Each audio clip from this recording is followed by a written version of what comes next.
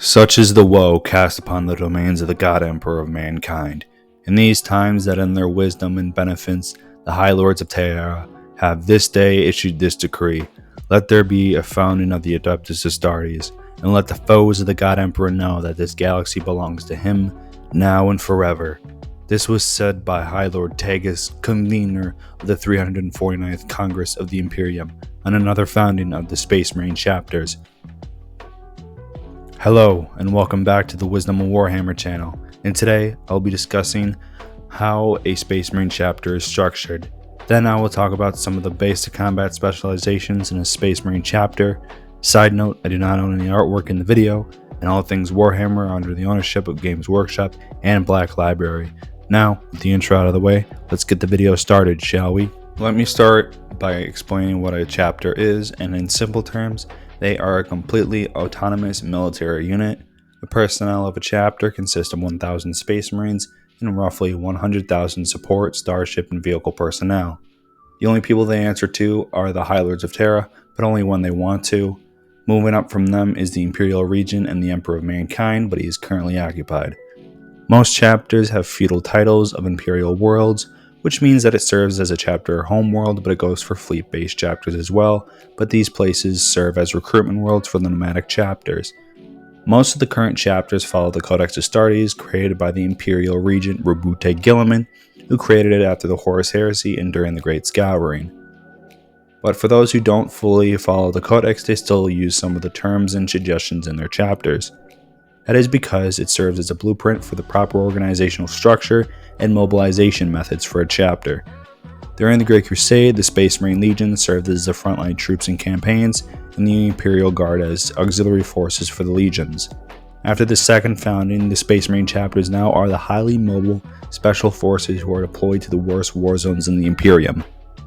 Going into how a chapter is structured, let's start off at the top and work our way down.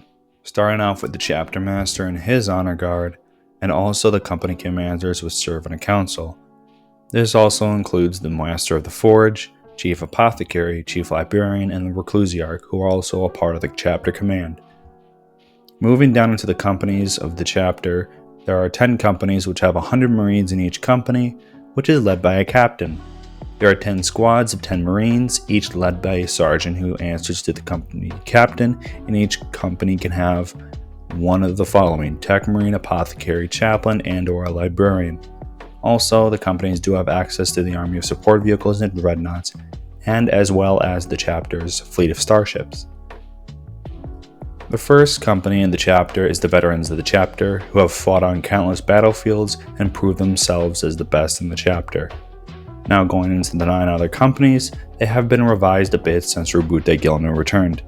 The 2nd, 3rd, 4th, and 5th companies are labeled as battle companies and do a lot of the fighting. These companies consist of 6 battle line squads, 2 support squads, and 2 fire support squads, and most deployments with battle companies are supported by veteran, scout, and reserve companies, who help reinforce them if needed. The reserve companies are entirely filled by the same kinds of squads that the battle companies have, but they serve alongside a battle company and are there to replace any wounded or dead marines. The 7th and 6th are the battle line companies, which consist of 10 to 20 squads of different types of combat specializations. The 6th company trains as bike squads, and the 7th is similar to the 6th company, with them being trained to fight in land speeders and storm talon gunships. The 8th company is the close support company, and mostly fields units that require close quarters and hand-to-hand combat squads, and are used a lot as spearheads and invasions. Now we are at the last 2 companies, which are the 9th and 10th companies, with the 9th serving as the fire support squad, which consists of 10 to 20 fire support teams. This company has a lot of the heavy weapons of the chapter, and these marines are able to provide unrelenting fire upon their enemies and support their lightly armed battle brothers. The last company, the 10th, is the company that serves as a scout company, which consists of marines that haven't finished their training and transformations into Astartes. The Codex now dictates that the 10th company is full because the recruitment rate is not a fixed rate. But that is how a lot of the Space Marine chapters structure their companies, but some chapters go above and beyond with having their versions of chapter structure For example, the Space Wolves have 12 great companies, and each company has a different specialization, like one might use tanks and another company only uses flame weaponry. But each Marine is trained in all kinds of warfare and will eventually find a type of warfare that they will excel in, but are able to fight with any type of weaponry.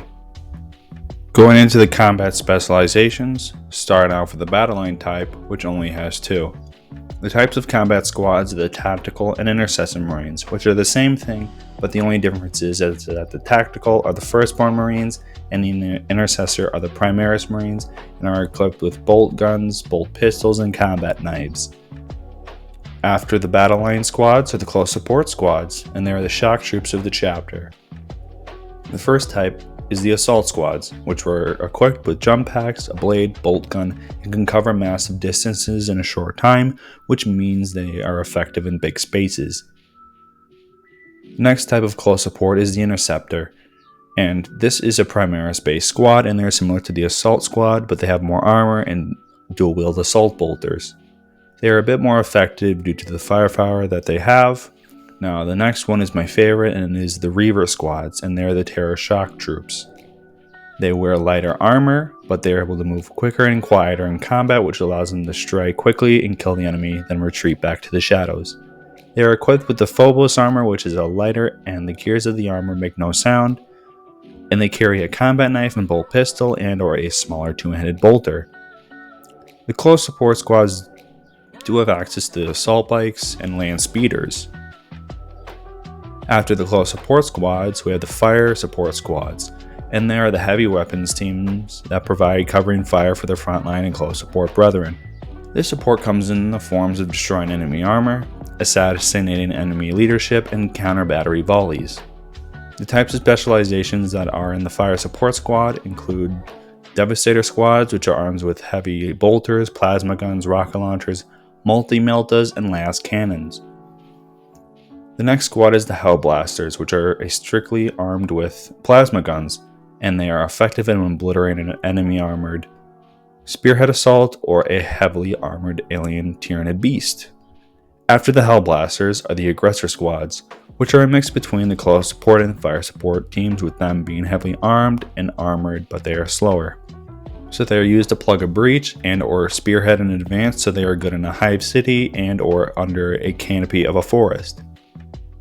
Last but not least of the fire support squads are the Centurion Devastator squads, which are the same as the Devastator squads, but they have more firepower of 3 regular Devastator Marines and 1 Centurion. They are basically mobile fire bases that are used to besiege enemy fortifications and to defend allied fortifications. Going into the last type of combat specializations, they are the veteran squads, and they are the best of a chapter and are the only ones who wear Terminator armor. There are only 4 types of squads, starting off with the Vanguard Veteran Squad, which is just the more experienced assault squads. They still have the same equipment, but they're able to have better weapons than their less experienced battle brothers. The next veteran squad is the Stern Guard Veterans, and their job is to go wherever the battle lines are vulnerable, and they reinforce that section of the line. The last 2 squads of the veterans are just 2 variants of Terminator squads. The first one is called the Assault Terminators, which is a melee-based squad, and they are used in deep strikes against enemy forces. Their weaponry includes lightning claws, thunder hammers, and storm shields, and due to the armor being extremely tough and durable, it works well in boarding actions and close quarters. The next Terminator squad is equipped with assault cannons, storm bolters, power fists, and missile launchers.